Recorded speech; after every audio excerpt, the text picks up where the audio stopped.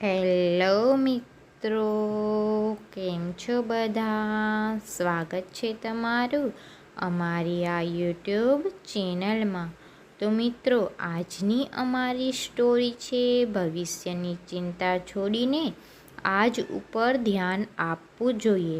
આજે યોગ્ય કામ કરશો તો ભવિષ્ય સારું જ રહેશે. અંત સુધી જરૂરથી સાંભળજો. એક જ્યોતિષી તારાને જોઈને ગામના લોકોને ભવિષ્ય જણાવતો હતો, પરંતુ તારાને જોતાં જોતાં તે ખાડામાં પડી ગયો.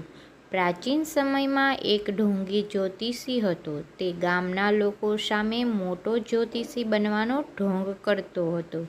રોજ રાતે તારાને જોતો અને લોકોને ભવિષ્ય જણાવતો હતો.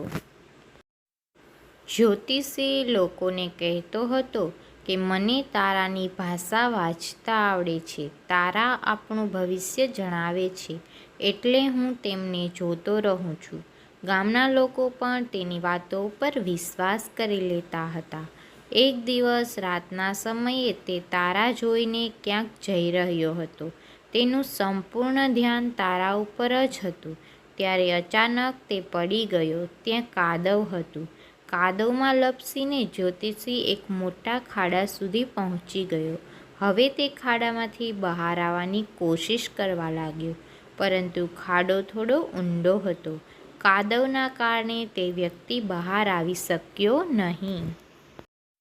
અનેક કોશિશ પછી પણ જ્યારે તે કાદવમાંથી બહાર આવી શક્યો નહીં, ત્યારે તેણે ગામના લોકોને અવાજ કર્યો.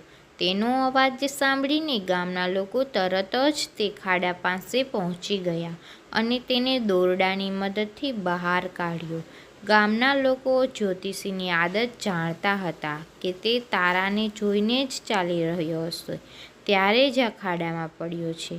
લોકોએ કહ્યું કે તમે અમને ભવિષ્ય અંગે જણાવો છો, પરંતુ તમે પોતે જ પોતાનું વર્તમાન જાણતા નથી.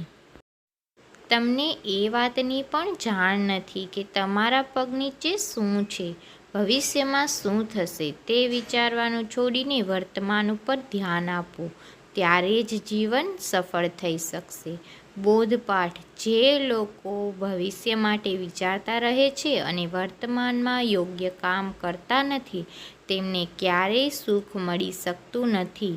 એટલે વર્તમાનમાં યોગ્ય કામ કરશો તો ભવિષ્ય જાતે જ સુધરી જશે. તો મિત્રો, કેવી લાગી અમારી આ સ્ટોરી તે કમેન્ટ બોક્સમાં જરૂરથી જણાવજો. અને આવી જ સ્ટોરીઓ જોવા અને સાંભળવા માટે અમારી ચેનલને લાઈક કરજો, શેર કરજો અને સબસ્ક્રાઈબ કરજો. ધન્યવાદ. જય શ્રી કૃષ્ણ.